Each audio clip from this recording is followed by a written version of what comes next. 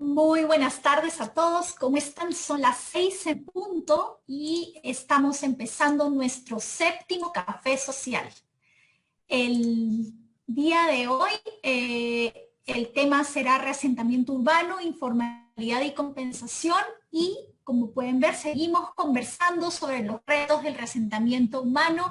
Esta vez viendo con la ayuda de nuestros invitados expertos cómo valorizar y compensar impactos en negocios y actividades informales. Entre nuestros invitados tenemos a María del Pilar Grajales desde Colombia. Ella es administradora pública y magíster en planeación urbana y regional y tiene amplia experiencia en la gerencia y ejecución de proyectos de desarrollo urbano con énfasis en procesos de adquisición y administración predial. Además, tenemos desde Ecuador a Elisa Morán. Ella es abogada y doctora en jurisprudencia con más de 10 años de experiencia asesorando a clientes nacionales y extranjeros en el manejo de temas sociales del sector minero e infraestructura y relacionados con comunidades, así como en procesos de mejoramiento de rendimiento social. Ha sido asesora del Ministerio de Energía y Recursos Naturales no renovables de su país. Además tenemos a Silvia Matos desde Perú, socióloga y máster en sociología, es gerente de proyectos de Social Capital Group y ha liderado procesos de gestión de reasentamientos de población en el sector minero y en el de infraestructura vial en Perú y varios países de Latinoamérica. Tiene amplia experiencia en la realización de estudios de impacto social y procesos de consulta ciudadana. Además, como moderador tenemos a Julio Casas. Él es gerente de proyectos de Social Capital Group, es sociólogo, tiene más de 14 años en la gestión de temas sociales de proyectos de gran inversión con estándares sociales internacionales.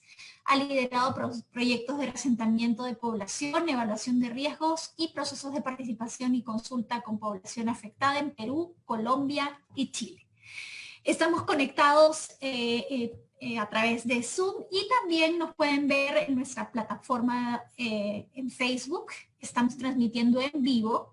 Si ustedes quieren hacer sus preguntas y respuestas, pueden acceder al botón de preguntas y respuestas que está en la parte inferior de la pantalla o en la sección de comentarios de Facebook. Nuestros invitados estarán muy contentos de recibir sus consultas. Por lo pronto es todo. Julio, adelante. Muchas gracias, Melanie. Muy buenas noches a todos los amigos y las amigas que nos vuelven a acompañar hoy en nuestro café social. Estamos muy contentos de poder volver a conectarnos con todos ustedes. Como anunciaba Melanie, estamos continuando algo que empezamos a trabajar en el café social del mes pasado, en el café social en medio de octubre. Empezamos a conversar acerca de lo difícil que es el poder desarrollar proyectos viales o proyectos de zona urbana o urbanos cuando tenemos un alto grado de informalidad dentro de las zonas donde debería darse o desarrollarse el proyecto. Uno de esos temas de informalidad grande es justamente la posesión de terrenos, no necesariamente la propiedad, pero una posesión que hace que más difícil los procesos de liberación de áreas. De esto fue lo que conversamos en nuestro café social anterior. Y en nuestro café social anterior también tuvimos una serie de preguntas y una serie de cuestionamientos acerca también de otros temas que estaban vinculados también a la informalidad. Uno de ellos es qué sucede con los negocios que no son formales, pero que tampoco son ilegales, o sea, que son negocios que se desarrollan, parece ser una escala muy pequeña, una escala muy micro, algunos, otros un poco más grandes, pero al no ser formales, al no tener una declaración jurada de renta anual, tributaria, específica, son difíciles de ser reconocidos para poder tener con ellos procesos de compensación que los puedan ayudar a restituir su ingreso en una etapa posterior de la reubicación. Esto es lo que se conoce dentro de los estándares sociales de las normas internacionales financieras como un desplazamiento económico, donde no necesariamente estamos mudando solamente a residentes en viviendas, a personas, a familias que viven al interior de una vivienda, sino que también estamos mudando a algunos negocios que se desarrollan al interior de esta área que debe ser liberada, pero que, como decía, no necesariamente tienen un reconocimiento formal que los haga propicio de ser compensables. Por otro lado, muchas veces estos negocios son tan pequeños que se desarrollan como parte de otras actividades económicas de una familia o están dentro de la propia vivienda. Y por lo tanto se les hace muy difícil poder identificarlos. Es difícil poder conocer exactamente la cantidad de negocios a los cuales podríamos estar afectando. Entonces hay varios retos. Cómo saber cuáles son todos los negocios que van a ser afectados en esta área, cómo poder trazar una valorización que nos permita tener una compensación justa y también cómo esta compensación puede ayudar justamente a restituir este nivel o este medio de vida por el cual muchas familias o de los cuales muchas familias dependen como principal medio de ingreso. Este es el tema que nos convoca hoy y para esto con Melanie justamente ha presentado a las tres expositoras, a las tres especialistas que se han reunido hoy con nosotros. Quisiéramos empezar entonces para poder conversar sobre este tema con Elisa Morán. Elisa nos acompaña desde Quito, desde Ecuador. Bienvenida, Elisa. Y Elisa ha tenido una experiencia muy larga y queremos darle la primera palabra a ella. Bienvenida, Elisa. Muchísimas gracias, Julio. Encantada realmente de compartir este espacio y conversar sobre estos temas de reasentamiento involuntario que son tan amplios, ¿no? Y además tan interesantes desde la experiencia, porque cada país, cada proyecto tiene sus características, de manera que es muy nutritivo el poder hacer este tipo de conversatorios. Así que muchísimas gracias por la invitación y encantada de compartir. Voy a proceder a compartir entonces una pequeña presentación para ir guiando.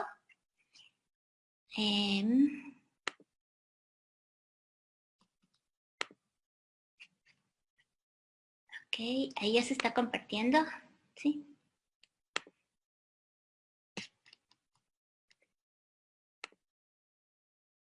Ahí está. Ahí está, Julio, ¿sí? ¿Me escuchan? Está muy bien. Ah, ya, perfecto. Bueno, vamos a conversar sobre el tema del reasentamiento urbano, informalidad y compensación, como tú hablabas, Julio, desde la experiencia aquí en Ecuador. Mi experiencia básicamente la he basado en lo que son proyectos lineales, como en el caso de Metro de Quito. Estamos dentro de este proceso, pero fue muy interesante ser parte de un equipo social, consultor social, y claro, muchas veces dice que es una abogada, ¿no? Hablando de este tema, y la verdad es que fue muy interesante el rol que yo desempeñé como abogada a fin de ir estableciendo y cerrando aquellas brechas que se pueden presentar respecto de la aplicación de los estándares, como tú dices, internacionales de la banca multilateral, justamente respecto de cómo aplica la legislación. Así que vamos viendo eso. Bueno, tenemos aquí, voy a moverlo esto acá, ya. Tenemos un marco legal de cumplimiento, ¿no? Y entonces aquí se viene el tema del cumplimiento de estándares versus legislación nacional, que es lo que pasó aquí en el caso de Ecuador y de Quito.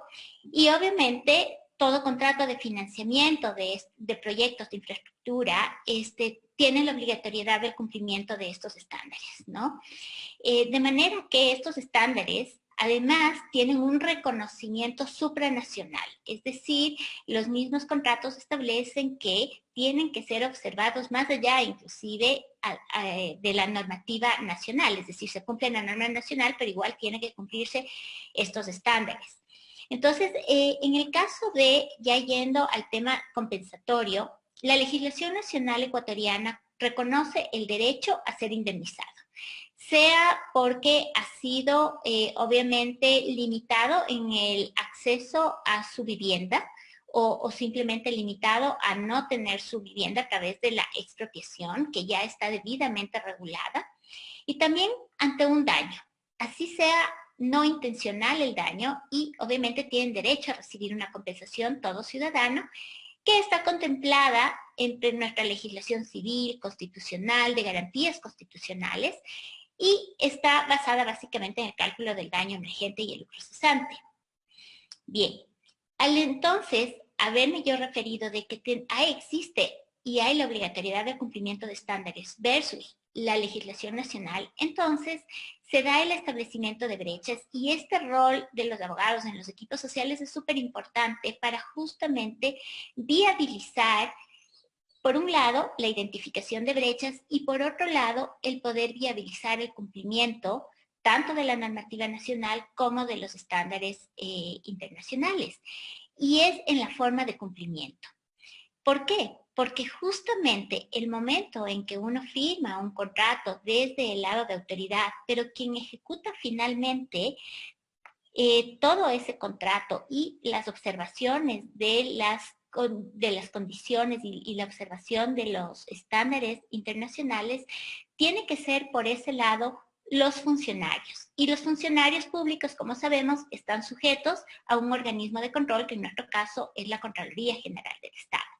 Y al momento en que entonces puede generarse muchas veces, no una contradicción, pero sí un vacío legal, entonces se sienten en esa duda de que ahora cómo yo lo aplico. Y sienten esa duda porque tienen el temor de que posteriormente ellos van a tener de alguna manera una observación del lado de este organismo de control. Entonces es muy importante desde el aspecto legal el rol que se jugó en este caso para poder dar esa viabilidad jurídica para la ejecución misma y aplicación de lo que establecen los estándares. Entonces, ¿cómo se ejecutó esta compensación por tratarse de además de fondos públicos? Porque el momento en que se genera un financiamiento y ingresan estos fondos de financiamiento a ser ejecutados a través, en este caso, por una entidad pública, y así sea en una alianza público-privada o por cualquier otra figura contractual con un privado, siguen siendo fondos públicos. Entonces, ¿qué es lo que se estableció en este sentido? Bueno, aquí se le dio un criterio jurídico de aplicación a los estándares internacionales de la banca financiera. Y entonces se aplicó el principio del soft law o norma blanda.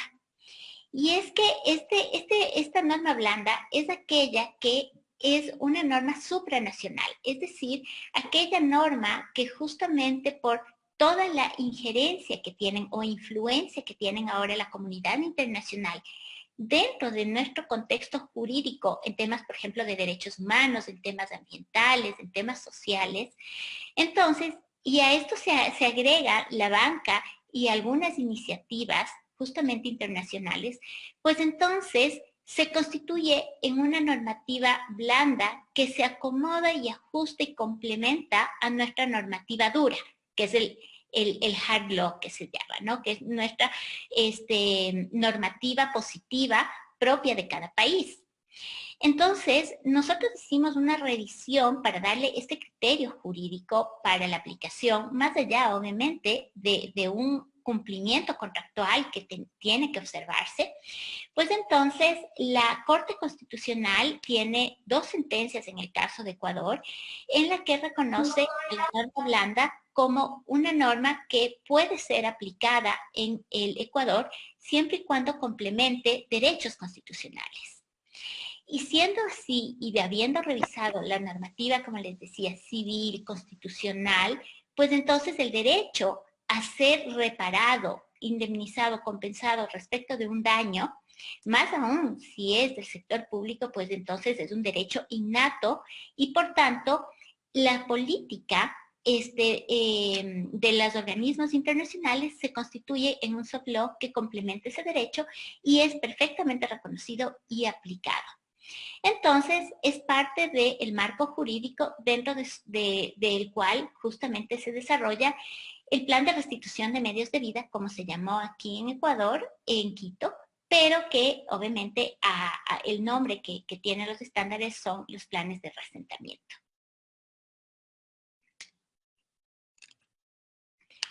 Vamos entonces a la aplicación del reasentamiento per se. Y entonces aquí tenemos que el tema del reasentamiento, las políticas, y como ya tienen que haberlo visto también en el café social anterior, pues entonces va directamente hacia el tema de los impactos socioeconómicos. Y entonces estos están constituidos, están revisados, está levantada la información, está aplicada una metodología justamente a esa compensación, a esa valorización dentro del plan de restitución de medios de vida o lo que decía, un plan de reasentamiento. Ahora, es importante aquí señalar que en el caso de Ecuador ya tenemos una normativa en cuanto a las compensaciones, por ejemplo, de los impactos socioambientales, que están ya consagrados dentro de nuestra legislación ambiental y están perfectamente determinados dentro de un estudio de impacto ambiental, en un plan de manejo ambiental, en un componente socioambiental, justamente. Sin embargo, lo que corresponde a lo que son las compensaciones respecto a los impactos socioeconómicos, no tenemos eso regulado. Pero, por otro lado, tenemos la normativa que yo les decía que todo aquel que genera un daño, incluso de manera no intencional, está obligado a la indemnización, lucro cesante y emergente. Y tratándose de instituciones públicas, esta se reconoce como responsabilidad extracontractual del Estado según el derecho administrativo. Pero ¿cuándo opera estas compensaciones o estas indemnizaciones en nuestro derecho, digamos, positivo ecuatoriano? Es normalmente a partir de una demanda ante un juez de lo civil. Entonces el juez reconoce ese derecho, cuantifica y finalmente resuelve respecto de si procede o no esa indemnización. Pero entonces es cuando ya se ha generado el daño. Pero a diferencia, en cambio, cuando ya se aplican los estándares a través de un plan de reasentamiento o un plan de restitución de medios de vida, ya se puede generar este análisis de manera anticipada, así como lo hace un estudio de impacto ambiental. Y al hacerlo de manera anticipada, pues, entonces se puede determinar justamente estos niveles de afectaciones y sobre todo determinarse algunos aspectos de tipo técnico propiamente dicho del proyecto, como son los herramientas, como son el cierre de vías, y justamente porque se tiende a generar el menor impacto posible para no deteriorar las condiciones de vida de las personas que se ven afectadas por esta obra de infraestructura, que si bien va a generar un bien a la sociedad, a esa ciudad, finalmente, mientras dure la construcción, sí existen estas afectaciones. Así que ese es importante consolidar. Ahora, ¿cuáles son los criterios aplicados en virtud del marco legal y de los estándares? Básicamente que a partir de la pérdida o disminución de fuentes de ingreso o medios de subsistencia, ¿no? Esto es fundamental, este es un principio ya recogido en estos estándares internacionales. Después tenemos las afectaciones objetivas y su efecto sobre el giro específico del negocio, justamente con todo este levantamiento de información que se va estableciendo, con toda la información que pueden proporcionar o no, ya vamos a ver en el caso de los informales. Y obviamente la vulnerabilidad social de los negocios, que es un elemento fundamental que establecen los estándares internacionales. Y aquí hay un componente que es la variación de la utilidad neta de los negocios y que con todo esto se va a generar entonces, con todos estos criterios, finalmente una metodología que se generó, que es más cuantitativa respecto de cómo procede entonces esa compensación, que vendría a ser el costo total de reposición a ojos y en aplicación de los estándares internacionales. Los criterios de aplicabilidad entonces de compensaciones no monetarias, y aquí voy a hacer primero el comentario respecto de aquellos negocios informales a los que nos vamos a referir. Y es que ante cualquier legislación, si bien es cierto, yo he mencionado que existe un derecho constitucional en el Ecuador, pero en el momento del ejercicio de la acción, que todo el mundo la puede hacer, que se sienta afectado o perjudicado, mucho se da en la valoración de un juez justamente si es legal o no es legal ese negocio. Porque efectivamente tenemos varias ordenanzas, en el caso de Ecuador, normativa de cada una de las ciudades, de cada uno de los cantones, de acuerdo a nuestra cómo está dividido, en todo caso, nuestras provincias. En cada uno de los cantones existen ciertas regulaciones para poder ejercer actividades económicas. E inclusive, estos van ligados con lo que corresponde a los usos de suelo. Entonces, hay usos de suelos residenciales, otros donde no está permitido el comercio, en otros donde está permitida la industria y no residencias. Entonces, hay una serie de circunstancias y de normativa de regulación justamente para el ejercicio de la actividad que entonces le torna a una determinada actividad económica en legal o ilegal. O simplemente, pudiendo estar, no han cumplido, como se refería Julio al inicio, no han cumplido con los procedimientos de regularización, por ejemplo. O hay el caso de negocios ambulatorios, por ejemplo, ¿no? Que es muy, muy común en el caso de Latinoamérica. Entonces, en el caso de mi experiencia, pues se estableció justamente ante esta informalidad, la falta de acceso a toda esta información del lado tributario que nos permite tener justamente cuál es el impacto de su negocio, hacer esa diferencia, se establece de acuerdo a los estándares y a las políticas operativas las compensaciones no monetarias, ¿no? Y es ante esta imposibilidad de cálculo. En esos tenemos alternativas de compensación no monetaria, se toman las bases de los resultados de la información primaria recogida en el campo. Y esto es sumamente importante porque para esto se creó un protocolo. Y justamente desde el lado y desde la visión jurídica y legal, estos protocolos tienden a generar una prueba en caso de que se generen demandas civiles justamente con un interés indemnizatorio por una afectación o un daño. Ante eso, entonces es importante que todos estos procesos se vayan documentando adecuadamente. Los factores económicos es otro criterio. La compensación no monetaria se ajusta al valor de mercado de las acciones requeridas para llevar a cabo el tipo de actividad que compense una oportunidad perdida o las acciones necesarias para retornar a un nivel anterior. Y fue muy importante porque se hizo un símil respecto de otros formales y para que justamente tener una idea, un criterio establecido en la aplicación de la metodología. Tenemos factores legales que son las alternativas de compensación que no deberían causar impactos negativos adicionales al negocio. Tenemos las competencias institucionales, es decir, no podemos superponer competencias porque existen otros organismos, en este caso, que también tienden a regular. Y finalmente, las problemáticas relacionadas con mejorar la situación económica, creación de empleo, fomentar la creación de negocios y comercio en la zona o fomentar créditos de comercio son las acciones específicas que justamente se podrían tomar como dentro del contexto de compensaciones no monetarias.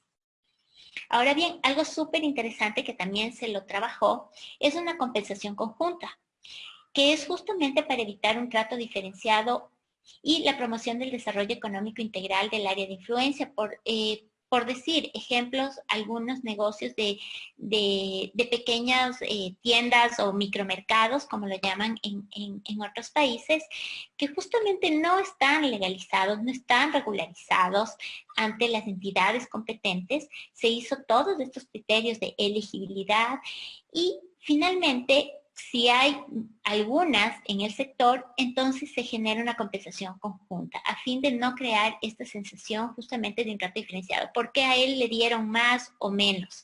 Entonces, la aplicación de compensaciones no monetarias ha sido una solución bastante interesante, justamente donde además todos ellos se juntan para poder generar mucho más valor agregado a sus negocios y donde además ya el componente de la compensación no monetaria para generar sus mejores condiciones de vida se vuelve más bien un componente integral, ¿no? Hacia un desarrollo de todo el área de influencia. Después de esto tenemos la parte de la socialización y la ejecución de las compensaciones. Y esta parte también tuvo mucho interés desde el lado legal, donde yo actué, también para poder ir generando estos protocolos. ¿Y por qué? Porque finalmente Las compensaciones, que si están ya determinadas bajo una metodología dentro de un plan de reasentamiento, un documento técnico, que obviamente tiene que ser ejecutado, pero eso no resta los contingentes legales que pueden salir de aquellos temas o de terceros que se pueden creer perjudicados y por lo tanto pueden accionar a eso. Entonces, vamos a ir viendo. Tenemos un proceso de socialización, entonces, respecto de las opciones de compensación, las monetarias en los casos que se pueden determinar y las alternativas no monetarias. Y en este se aplica un protocolo de socialización y determinación de aceptación previo, que es un acuerdo compensatorio. Es decir, en este proceso de socialización, finalmente, al darse todas estas opciones, al haberse consultado cuál de estas opciones dentro de las establecidas son las que mejor opción tienen cada uno de los afectados, entonces en ese sentido se aplica este acuerdo compensatorio. ¿Qué pasa con este acuerdo compensatorio entonces? Se suscribe, ¿sí? Por favor, vamos terminando. Ya, claro. Tenemos entonces una suscripción del acuerdo compensatorio y este acuerdo compensatorio además suscribe un acta de mediación que tiene fuerza de sentencia, de manera que si existe algún tema de demanda posterior, pues entonces ya existe un acta de mediación donde está el acuerdo compensatorio y obviamente un proceso de ejecución del mismo. Y las consideraciones finales, ¿no?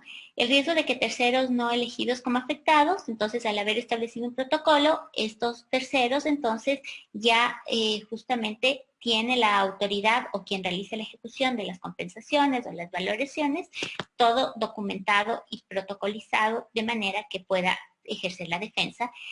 Los fondos destinados para las compensaciones, además monetarias y no monetarias, están creados bajo el régimen de políticas operacionales y por tanto están de acuerdo, como les decía, a la normativa nacional y son legalmente reconocidos, por lo tanto los funcionarios pueden ejecutar esos pagos. Y finalmente, lo que corresponde a la ejecución del plan de restitución de medios debido, planes de reasentamiento, el pago de compensaciones monetarias y no monetarias deberán ser evaluados y monitoreados de manera que cumplan con el objetivo de los estándares internacionales. Muchísimas gracias. Me pasé un poquito, pero gracias, Julia, y a todos por su atención. Muchas gracias, Elisa. Disculpa que tuvimos que apurar un poco, pero vamos a tener todavía un tiempo para poder seguir conversando de este tema. Y además, súper importante tener una entrada legal de inicio, porque nos da, como tú bien dices, el marco jurídico que es clave para poder pensar justamente estos procesos. Ahora vamos con Silvia Matos, que es gerente de proyectos de Social Capital Group. Bienvenida, Silvia. Muchas gracias, Julio. Voy a compartir rápidamente la presentación con ustedes. Por favor, un minuto.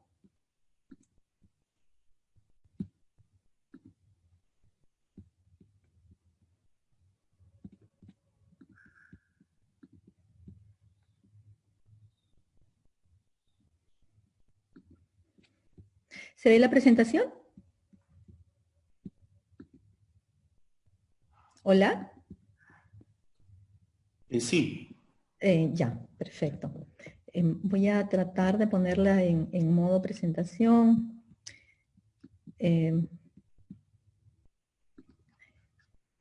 Bien, bueno, buenas tardes. Es un gusto compartir con ustedes este café social sobre el reasentamiento urbano, informalidad y compensación. Voy a hablarles acerca de la valorización de negocios informales desde la experiencia de la gestión de la empresa privada.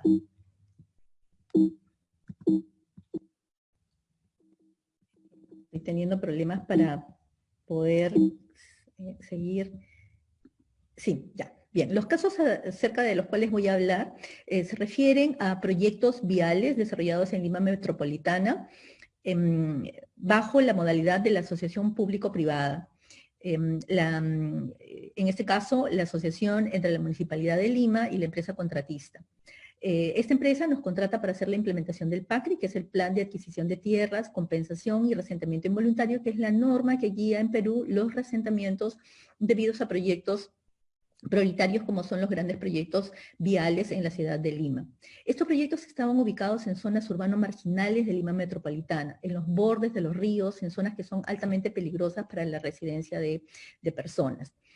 Lo interesante de estos casos es que un 30% del total de familias a reasentar tenían actividades económicas al interior de la vivienda. Estas actividades económicas se desarrollaban en una situación de informalidad, ya que no tenían permisos para funcionar.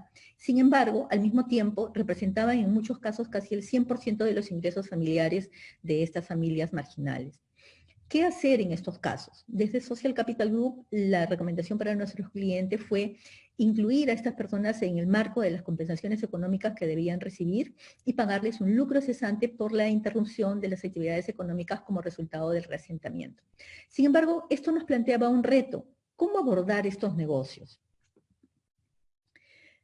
¿Quiénes son estos negocios informales? Se trata de micro y pequeños negocios. En muchos casos se trata de una persona que se autoemplea para poder generar sus ingresos o que podría tener 2 o 3 o 4 trabajadores que normalmente son familiares, trabajadores familiares no remunerados que forman parte del negocio y de la familia a la vez.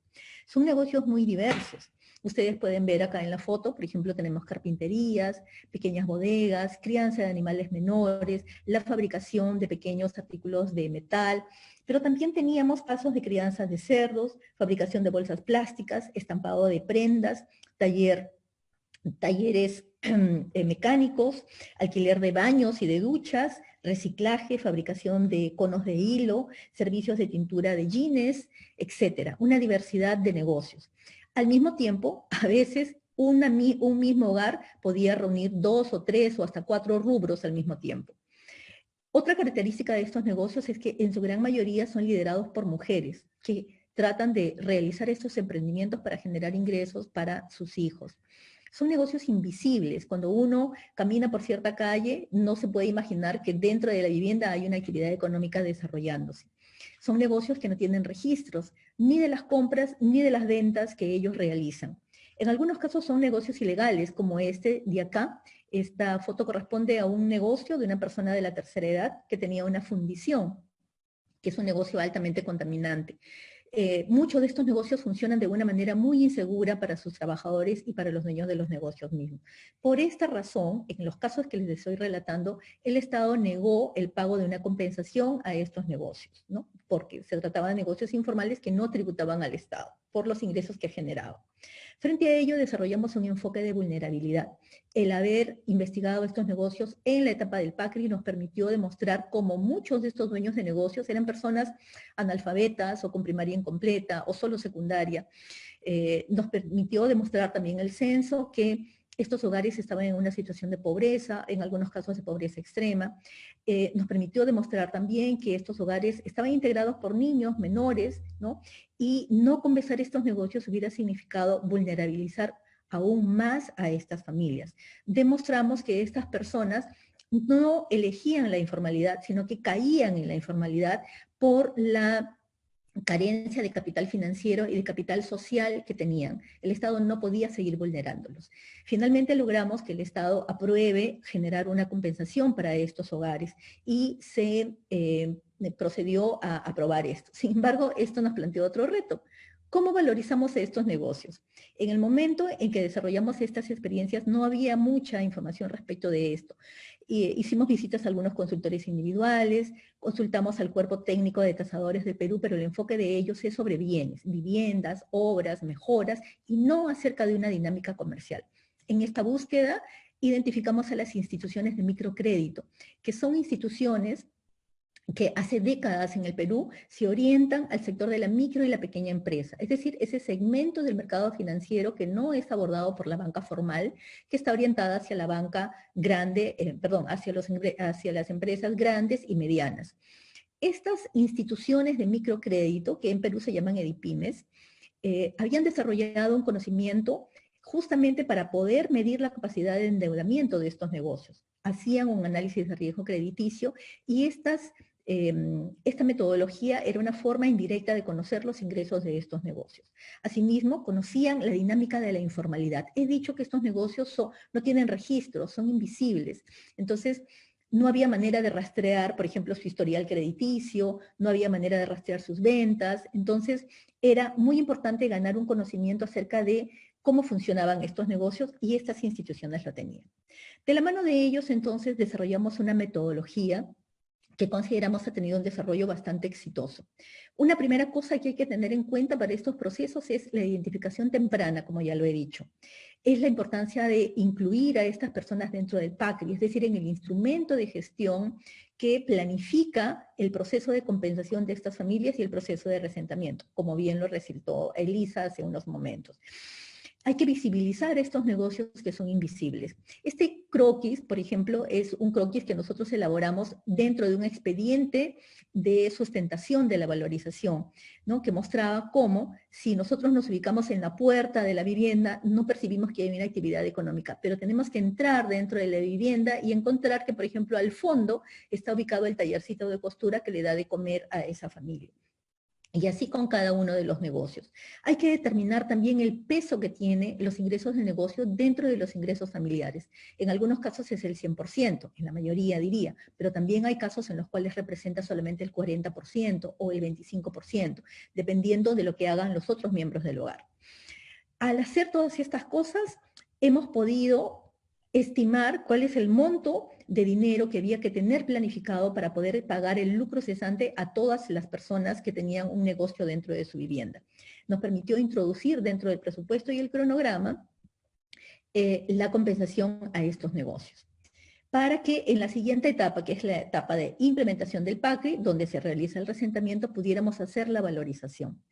En una valorización, lo más importante es tener claro qué es la información que necesitamos tener. Para nosotros era claro que lo que requeríamos era la utilidad neta, la rentabilidad patrimonial y del negocio, el margen bruto y el margen neto del negocio. Para ello, nos valimos de algunas herramientas financieras muy sencillas, como son el balance general, el estado de los resultados, la hoja de análisis de resultados.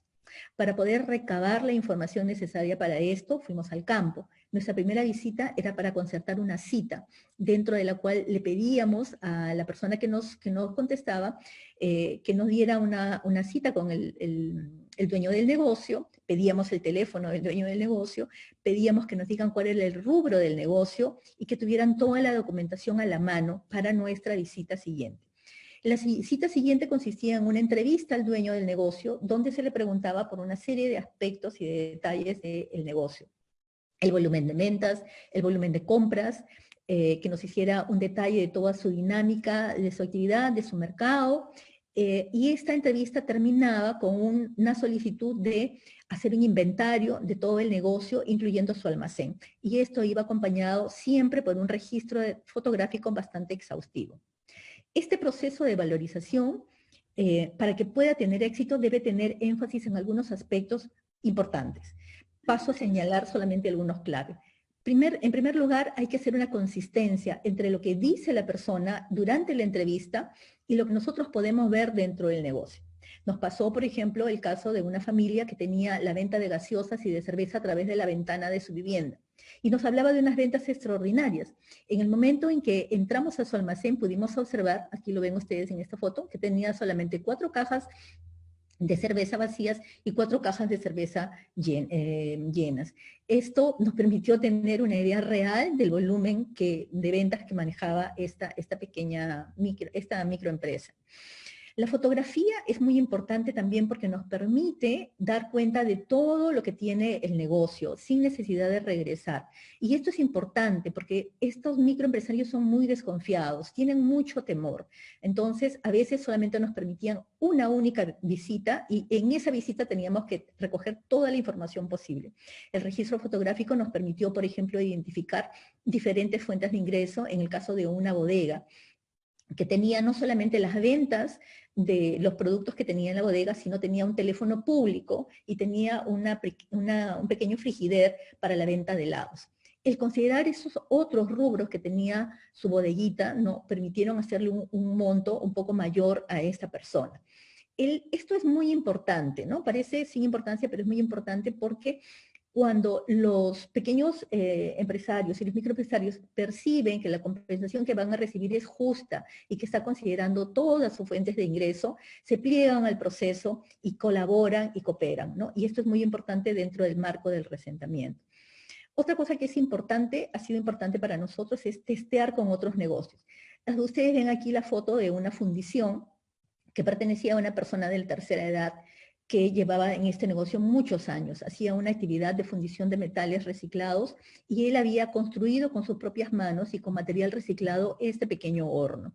Entonces, no sabíamos cuál era el valor de este horno. Este horno iba a desaparecer con el reasentamiento, por tanto, había que compensarlo. El visitar otros negocios de la zona y conocer otros hornos similares nos permitió establecer un monto de lucro cesante para esta persona. La investigación previa es muy importante. Nos tocó el caso también de la valorización de un negocio de fabricación de resinas para hacer vidrios para mototaxis. Un negocio súper específico, pero el haber pedido esta información en la cita nos permitió anticiparnos a la entrevista y poder prepararnos acerca de en qué consistía este negocio y hacer las preguntas pertinentes que nos llevaran a determinar finalmente el monto real de los ingresos de esta persona. Finalmente, hay que decir que todo esto forma parte de un proceso mayor, que es el proceso de reasentamiento. El objetivo principal es lograr reasentar a estas personas dentro del cronograma y dentro del presupuesto establecidos previamente en el PACRI. El hecho de hacer una valorización justa, equilibrada, que conozca todas las fuentes de ingreso de estos negocios y que al mismo tiempo estos montos sean pagados a tiempo, permiten que el proceso de reasentamiento quede dentro del cronograma propuesto, que es la gran ventaja de trabajar con una valorización previa de estos negocios. Bueno, espero que haya sido interesante para ustedes y si tienen preguntas, encantada de responder más adelante. Muchas gracias por su atención.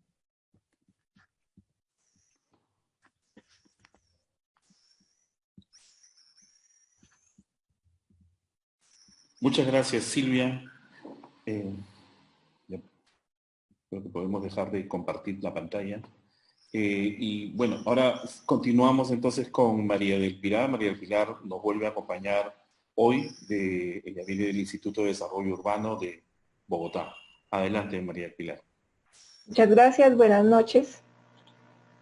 Finalmente, después de esas exposiciones tan completas y tan buenas por parte de Lisa y Silvia, un poco me voy a permitir recoger aspectos que han tocado las dos, para no detenerme en temas más operativos de los cuales hemos aprendido mucho. Fundamentalmente han planteado que es muy importante el tema de la legislación, tal y como lo planteó Elisa, pues casi que una dicotomía entre legislación nacional en nuestros países, que compartimos elementos muy comunes, y un poco lo que tiene que ver con salvaguardas. La experiencia del IDU nos señala que tenemos afortunadamente de las dos y hemos podido recoger en un cuerpo normativo muy consistente experiencias de, perdón, que la pantalla se está compartiendo mal, experiencias tanto de salvaguardas como en la legislación nacional. En la pregunta de fondo, ¿cómo valorizar y compensar impactos en negocios y actividades informales? Lo que dijo Silvia un poco al final es a qué está orientado finalmente poder valorarlas y compensar adecuadamente a dos temas principales. A lo que llamábamos el derecho a la vía, es decir, contar con el suelo disponible para las obras, y como un medio para lograrlo es un adecuado proceso de reasentamiento y restablecimiento de condiciones. Por eso, como lo veíamos en la ocasión anterior, pues tiene un papel muy importante la planeación. ¿Para qué? Para poder detectar de manera temprana estos aspectos y estos temas que muy seguramente van a facilitar o a demorar el tema de obtener el suelo y de unos procesos de reasentamiento adecuados. Pero como muchos de nosotros en entidades privadas o en entidades públicas toman el proyecto cuando ya ha pasado la etapa de factibilidad, pues lo primero es poder determinar exactamente a qué le estamos apuntando.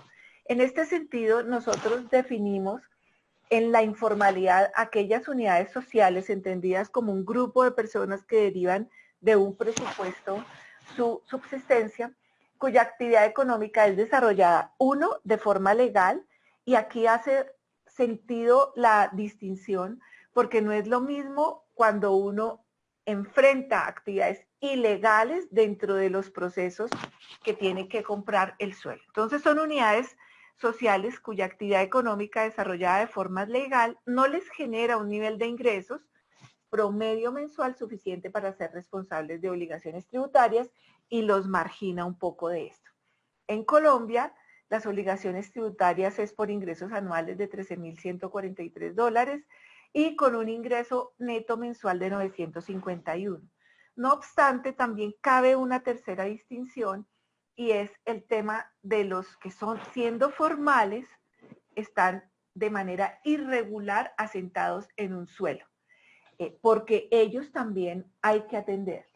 Entonces acá nosotros tenemos una ruta de intervención a las unidades sociales de actividad económica, para lo cual tenemos un cuerpo normativo en la legislación nacional que nos permite reconocer dentro del avalúo comercial, especialmente en proyectos de infraestructura vial y asociados a espacio público, obviamente el terreno, la construcción, pero también un capítulo que se denomina lucro cesante, que es esa pérdida de ingresos, así como también nos contaba Elisa que lo tiene en las salvaguardas, de hasta 6 meses de utilidad neta mensual reportada.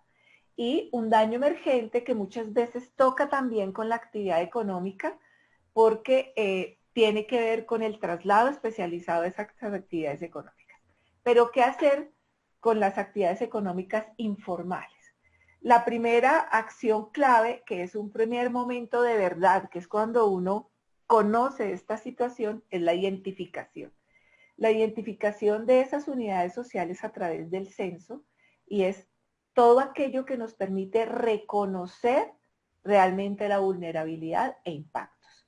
No siempre vamos a contar con las salvaguardas detrás apoyándonos, y en muchos casos, como lo vemos en nuestros países, no existe la legislación económica adecuada.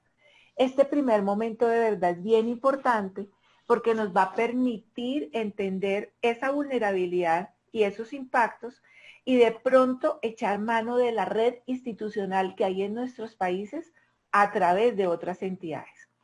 El siguiente, dentro de ese primer momento de verdad, es su caracterización. Es cuantificar la condición de informalidad mediante qué.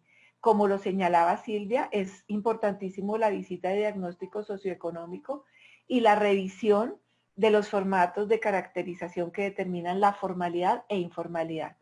Aquí, como yo les he venido señalando, nosotros actuamos desde las prefactibilidades y desde las factibilidades para darnos cuenta si existe esta condición y en lo posible, y ahí se liga con un elemento fundamental de las salvaguardas, verificar cómo se puede evitar el desplazamiento involuntario de esa unidad cuando son problemas que uno sabe que a la postre no se van a poder resolver. Y viene el acompañamiento inicial, que es la formulación del plan de trabajo y el acompañamiento para determinar exactamente qué reconocimientos y compensaciones y un plan de formalidad. Aquí cabe resaltar que lo primero que hay que establecer es si realmente están obteniendo ganancia. Como nos lo mencionaba ahora Silvia, en la venta de gaseosas es probable que ellos tengan una percepción o una cifra muy inflada de lo que pueden percibir. Puede que los negocios se estén perdiendo o puede que ganando no les convenga de todas maneras entrar en todo ese curso de la formalidad. Allí, como lo señalaban mis dos compañeras antecesoras, pues se diligencia una cantidad de información que viene desde el tipo de negocio, la clasificación de la actividad, si declara impuestos, el tipo de contabilidad, el manejo de libros, si paga efectivamente estos impuestos, maquinaria, pero muchos de los que nos encontramos en esta actividad no lo tienen. Entonces, en ese plan de trabajo, lo primero que vamos a hacer es hacer una constitución de ese récord, sencillo, que pueda ser acorde a esas características sociales, culturales, intelectuales, económicas que tiene la gente, para poderlos llevar a describir adecuadamente su actividad, a identificar el grado de afectación con ese desplazamiento involuntario de esa actividad, el tipo de traslado que va a requerir, si hay necesidades de desmonte, embalaje o demás, y si también aplica un impacto a terceros, es decir, no solo al propietario de esta actividad económica, sino a unos terceros. Entonces aquí nos encontramos con un segundo momento de verdad, con acciones claves, que es el reconocimiento compensatorio.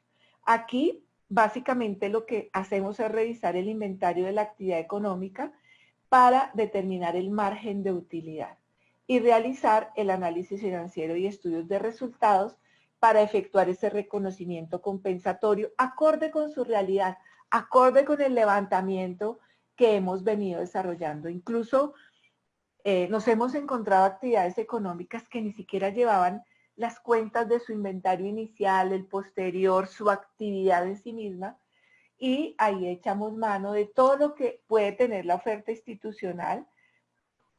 Para nosotros hacer toda la gestión predial contamos con equipos especializados en cada caso, bien sea contadores, administradores, economistas, y también buscamos vínculos con entidades afines que nos puedan apoyar en este sentido.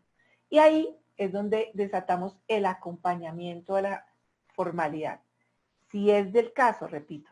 Es decir, intensificar el pago y traslado de la unidad económica, la sensibilización para la gestión de registros tributarios y el seguimiento y verificación de la continuidad de los negocios.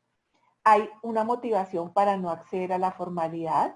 Muchas veces incluso deviene desde el desconocimiento de la norma y el régimen tributario, labor especialmente importante para nosotros con el acompañamiento debido a este conocimiento, a esta formación, los costos asociados a los trámites contables, eso es verdad, por eso no a todos les puede aplicar una tabla estándar de inclusión en esa formalidad.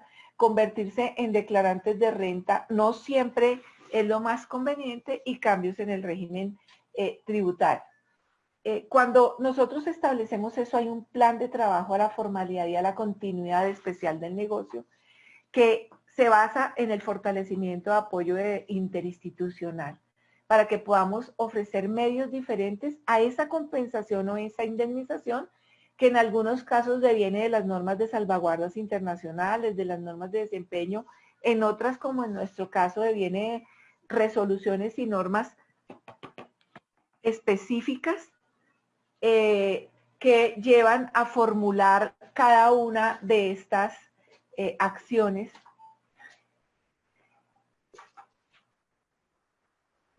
y asesorar si la actividad económica informal ejercida es sostenible o de pronto le resulta más práctico iniciar otro negocio según esas condiciones específicas de la unidad social. A ello también hemos llegado. Emitir pronunciamiento formal o campañas de comunicación que respalden los comerciantes en sus necesidades manifiestas. Y es muy importante verificar las condiciones finales de restitución de este predio para visitas, mediante visitas dirigidas y aplicación de instrumentos de evaluación. Hasta ahí es básicamente esta primera parte de la presentación.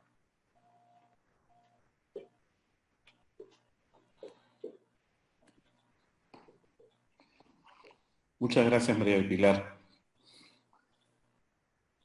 Y ahí podemos dejar de compartir. Muy bien. Y ahora vamos a tener una primera ronda para poder continuar conversando con nuestras amigas, con las especialistas que hoy nos acompañan. Y en el caso de Elisa, estaba justamente, creo que al final estábamos tratando la parte muy importante, que es cómo se pueden ejecutar estas compensaciones a la par que van trabajando de manera conjunta la parte legal con la parte social.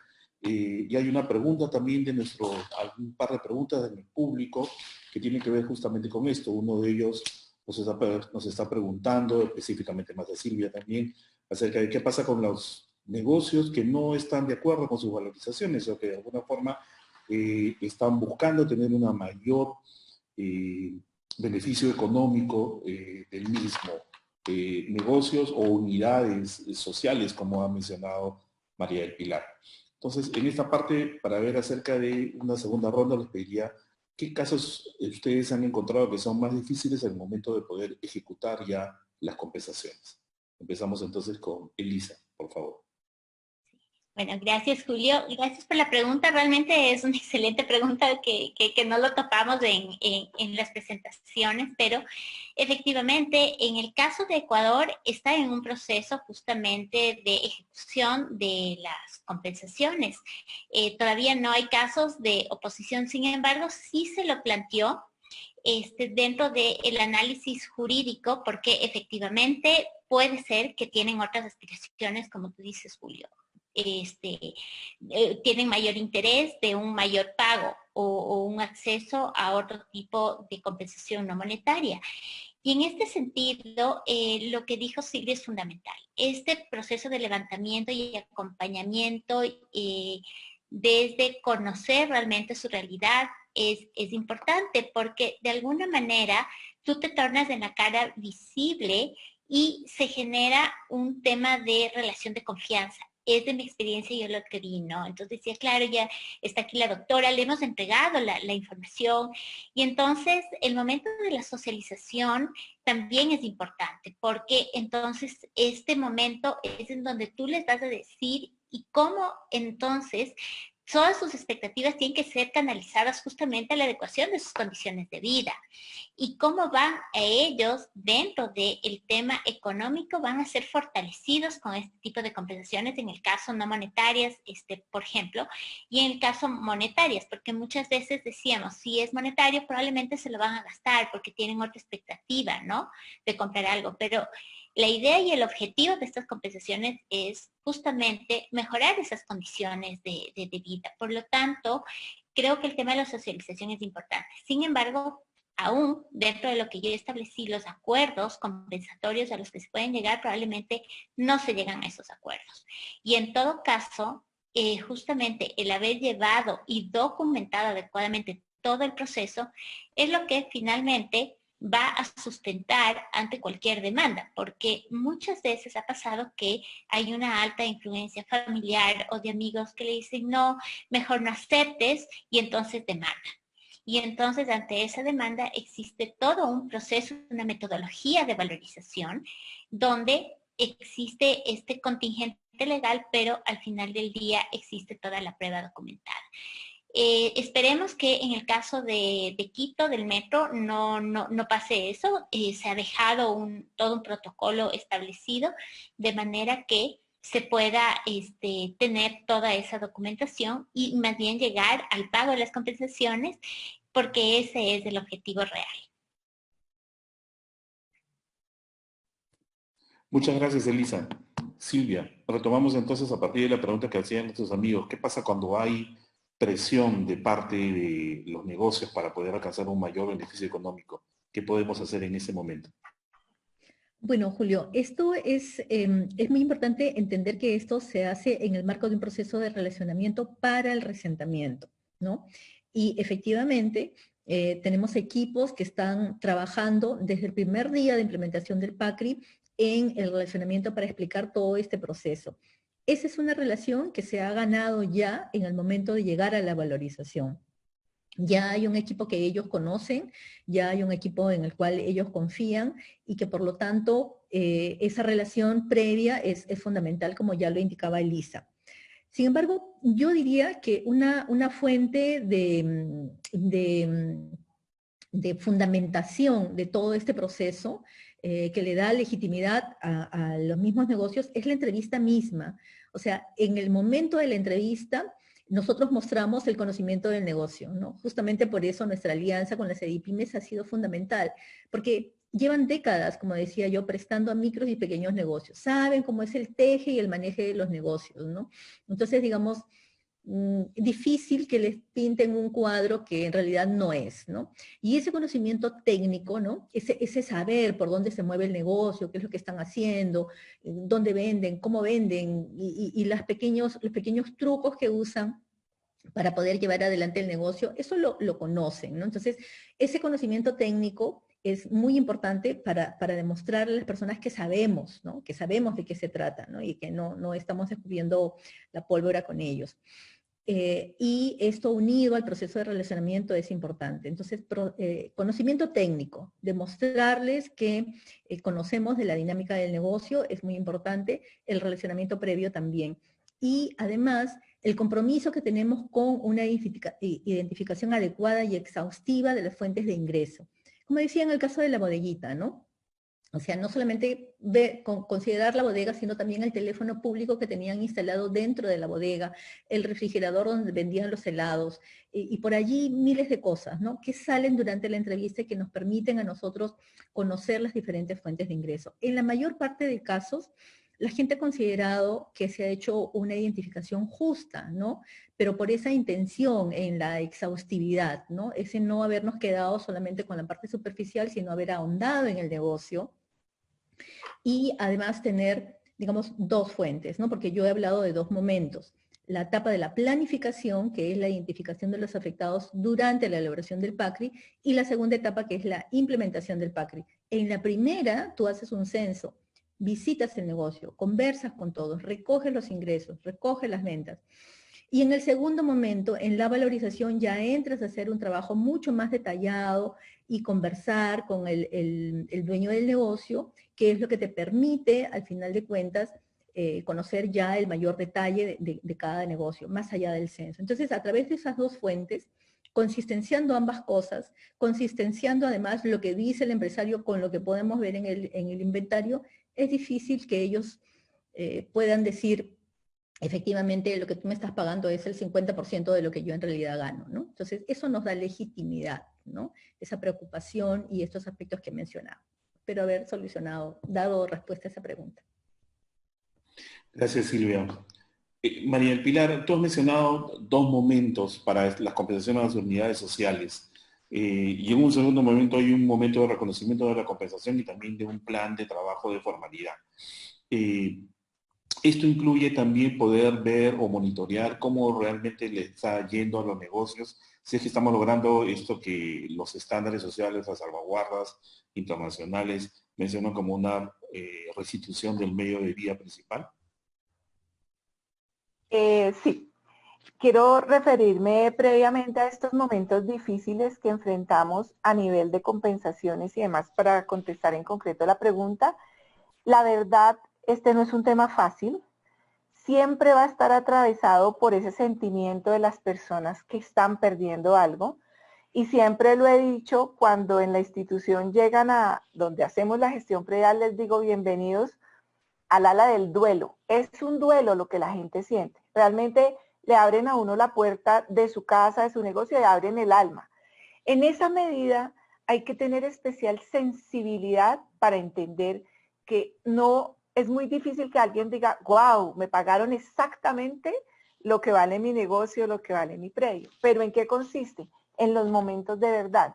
Para nosotros es muy importante esa participación desde incluso la prefactibilidad, pero también en el censo donde se define absolutamente todo, el conocimiento, en las consultas. Como lo mencionaba Silvia, es muy importante entender y tener este grupo de personas transdisciplinar que está debidamente capacitado y tiene la solvencia técnica tan alta para poder apuntar exactamente a un tema técnico, pero la sensibilidad tan afinada que pueda entender estas situaciones. La verdad, nosotros hasta hace muy poco estamos desarrollando la metodología ex post, que nos lleva a verificar exactamente las condiciones en las que queda la gente. Ese era algo que nos estaba faltando, que sentíamos que había una falencia, porque todo un proceso muy bien llevado, muy exactamente trazable desde el punto de vista jurídico, como lo menciona Elisa, muy bien sustentado, pero nos faltaba el tema de ex post. Entonces ahora, y muy a partir de las metodologías de la banca internacional, desarrollamos las fichas de verificación de su restablecimiento para poder establecer si se generó alguna brecha entre la condición inicial y la condición posterior, donde nos señala dejarlos por lo menos en iguales condiciones. Si esas iguales condiciones eran favorables, no significa dejarlos en el mismo grado de vulnerabilidad. Y situaciones difíciles que enfrentamos en hay una muy especial que tiene que ver con que la gente sea favorable al proyecto o no, y es que todo esto se recoge a partir de la información que las mismas personas dan. Esos momentos a veces son difíciles por no poder contar con toda su información o por los momentos legales en los que entran o no en un proceso de reasentamiento. Pero ahí clave el momento previo, el momento de verdad cuando se levanta la información, el acompañamiento y la condición ex post de verificación de condiciones. Gracias, María del Pilar. Hay algunas preguntas también que quiero recalcar que están haciendo nuestro público. Una de ellas tiene que ver con qué sucede con aquellos negocios que no están establecidos porque se ubican dentro de la vía pública y que tienen, parece ser, muchos años ahí. Y en esto quiero volver a recalcar un tema que ustedes han mencionado, que es este tema de la vulnerabilidad. Sabemos que estas personas probablemente están viviendo o tienen como principal ingreso ese pequeño negocio que está sobre la vía pública y que, como María Pilar también ha recalcado, son negocios no formales, o sea, y pueden ser irregulares, pero no son ilegales. Y entonces, de alguna forma, merecen un estudio para poder ser compensados. ¿Qué podemos hacer en esos casos? Elisa. Bueno, esos casos también sí han existido y básicamente lo que nosotros los decimos son los negocios ambulantes, ¿no? Donde hay la señora que vende su comida en una canasta.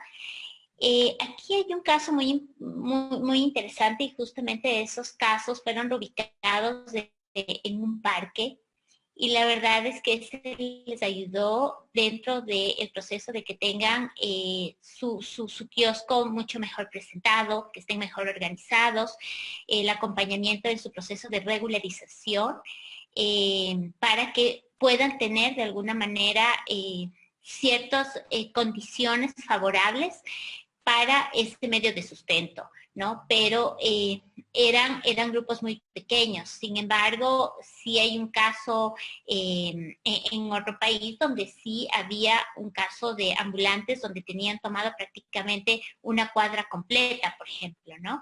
Y entonces se torna, es una situación social, como tú dices, dentro de los criterios de elegibilidad por el grado de vulnerabilidad social, complicado, ¿no? Porque por un lado, resulta que además están incurriendo algunas infracciones del obstaculizar una vía pública y ahí entonces viene esta dicotomía entre qué es lo que yo aplico o qué le corresponde a la autoridad, ¿no? A la autoridad municipal, por ejemplo, desalojar a aquellos vendedores ambulantes en este caso, o cómo le aplico esos criterios de vulnerabilidad.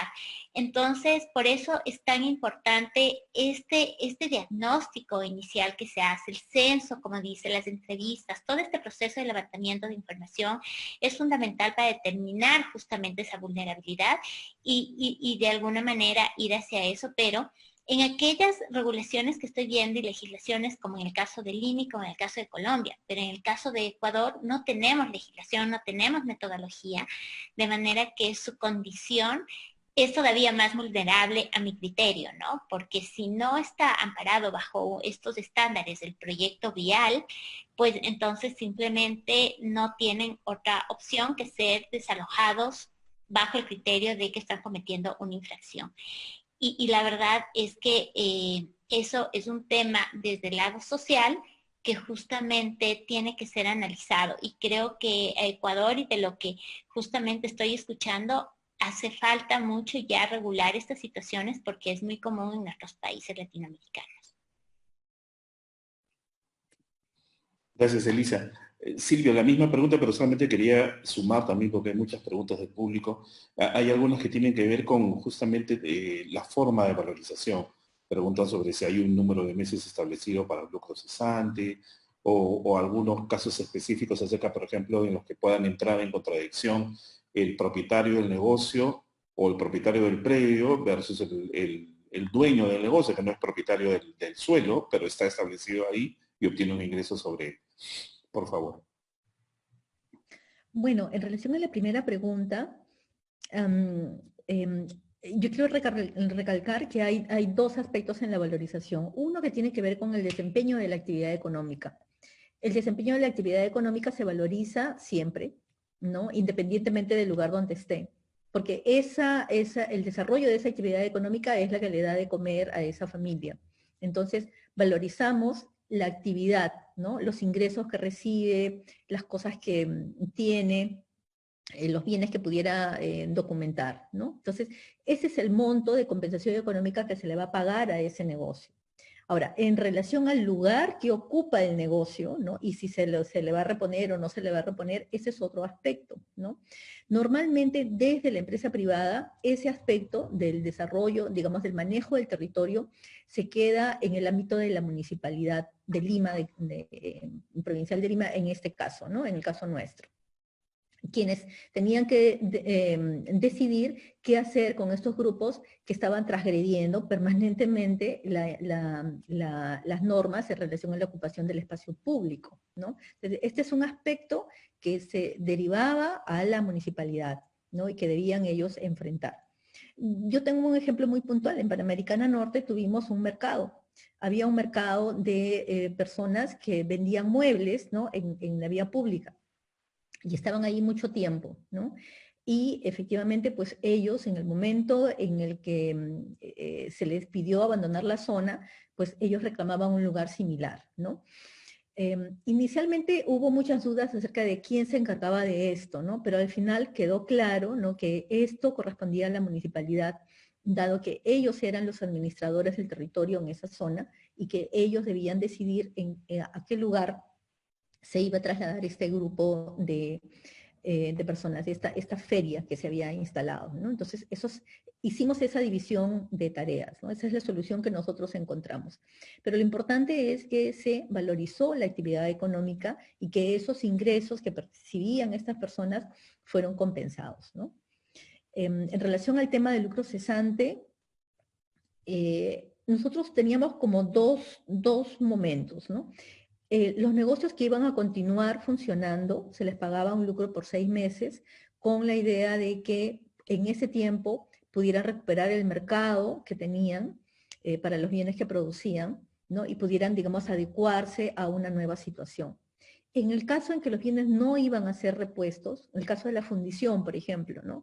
El señor de la tercera edad, que toda su vida se había dedicado a fundir metales reciclados al borde del río Chillón, en una zona súper marginal de Lima, el señor no iba a replicar el horno en la zona, iba a perder eso y posiblemente por su edad ya no iba a seguir con esta actividad. Entonces se pagó el lucro por un año completo, ¿no? Entonces allí juega mucho el criterio del tipo de negocio, la envergadura del negocio también en relación, por ejemplo, a si es un negocio que aporta el 100% de los ingresos familiares, tienes una persona que aporta ingresos para 5 dependientes, de los cuales 4 pueden ser menores de edad, entonces el monto de lucro también allí se considera por un periodo un poco mayor, ¿no? Entonces son criterios, ¿no? Que tienen que ver con un conocimiento exhaustivo de cada caso y con la sustentación, ¿no? Porque esto, digamos, al margen del criterio social, también hay que sustentarlo frente a la autoridad, ¿no? Y nosotros elaborábamos un expediente de valorización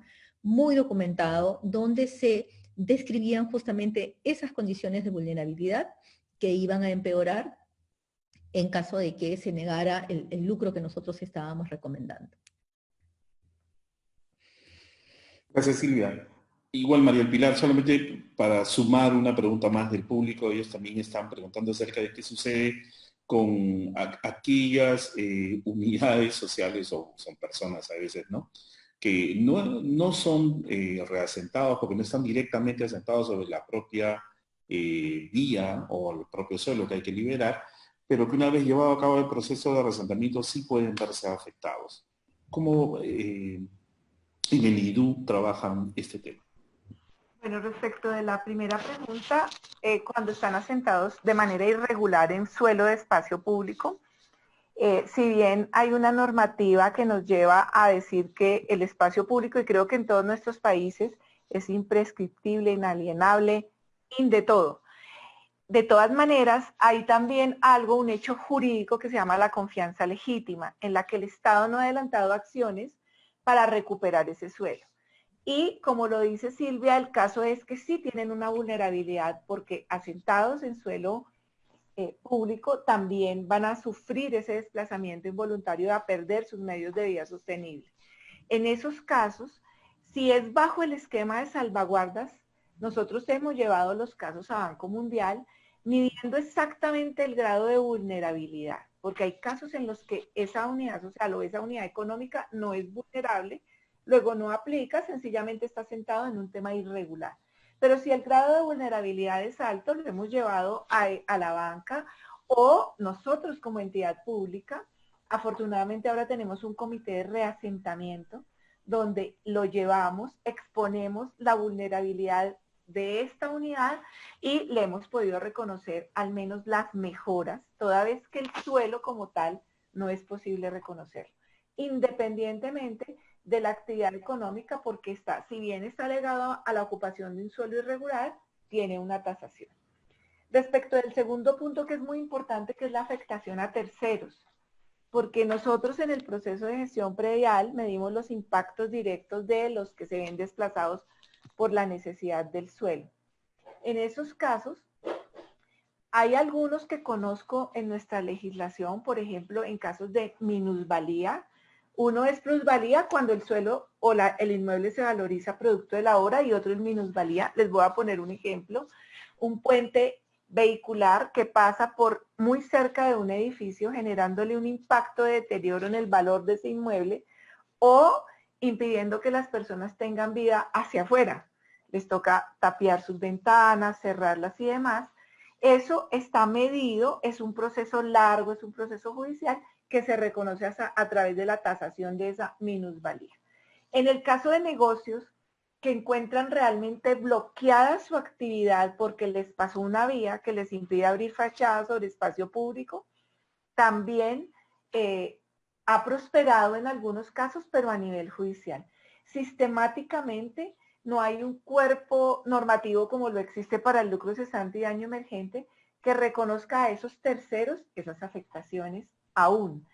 Pero, por ejemplo, ahora en un proyecto muy importante que vamos a tener, estamos tratando de medir ese impacto y actuando de una vez con las entidades de planeación para el efecto de las fachadas que se abren y que van a impedir que el negocio siga, o en otros casos mirando con secretarías como la de Desarrollo Económico, cómo hacemos una estrategia conjunta para mitigar el impacto de terceros. Si bien no se hace desde la pura adquisición predial, por no tener esa norma, es un tercero afectado, es algo que sí ya empezamos a considerar y que en todo proyecto se debe considerar, incluso yo insisto, muy planeadora desde la planeación, para medir esos impactos a terceros que no se van a desplazar, pero que se van a ver muy afectados por el desarrollo de esa vía. Es más, en algunos casos son muy afectados, porque en casi todos nuestros países existen normas que regulan, mediante el anuncio del proyecto, la mitigación del valor del suelo, de lo que ocurre acá. Pero si son arrendatarios, van a ver que en el buffer de influencia de donde no se compra, hay unos impactos que nadie mide, no se capturan, sino un privado, pero perjudican a ese tercero.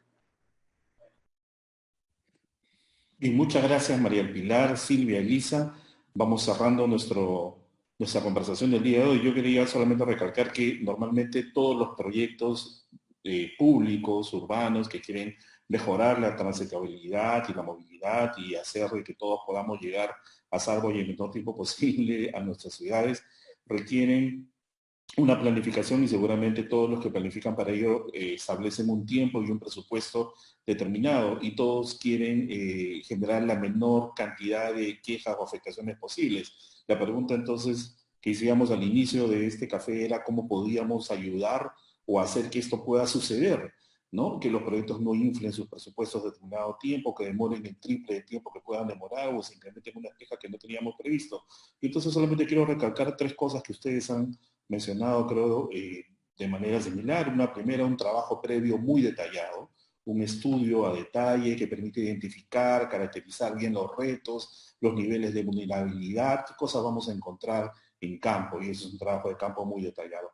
Una segunda cosa muy importante es establecer un marco jurídico, normativo, que permita justamente acceder a esas compensaciones. María Pilar nos decía también, no siempre nos van a salvar las salvaguardas se refiere a los estándares del Banco Mundial o de las organizaciones internacionales. Entonces, este marco jurídico, Elisa nos dio también algunas pistas con las normas blandas, tiene que estar establecido de manera temprana para que permita justamente que estas compensaciones se puedan dar. Y una tercera cosa súper importante es tener una buena metodología o un buen proceso. Una metodología a detalle, un proceso que nos identifique pasos y que pueda ser además transparente también para aquellos negocios en los cuales vamos a trabajar y para que las unidades sociales o las familias o los negocios que se vayan afectados puedan sentir que se está haciendo justos con su compensación. Muchas gracias a todos los amigos que nos han acompañado hasta ese momento. Gracias también a nuestros panelistas y volvemos entonces con Melen. Muchas gracias a todos nuevamente, a nuestras panelistas. Gracias también a todos los participantes del evento. Por favor, si es que quieren verlo nuevamente o quieren compartirlo con sus contactos, pueden encontrar el enlace en Facebook y también pueden consultar nuestros anteriores Café Social si es que tienen algún interés en temas de consulta previa o de pronto ver el inicio de la conversación sobre reasentamientos. También hemos tenido uno sobre la industria minera, y sobre teleféricos. Así que ya saben, pueden revisar nuestra página de Facebook. Quédense atentos a nuestra próxima invitación. Será un placer tenerlos, como siempre, aquí en nuestro Café Social. Y es todo. Buenas noches. Muchísimas gracias. Buenos días, Julio, María del Pilar, Melanie, un gusto. Hasta luego, que estén bien. Adiós, buenas noches. Gracias a todos por la audiencia. Gracias.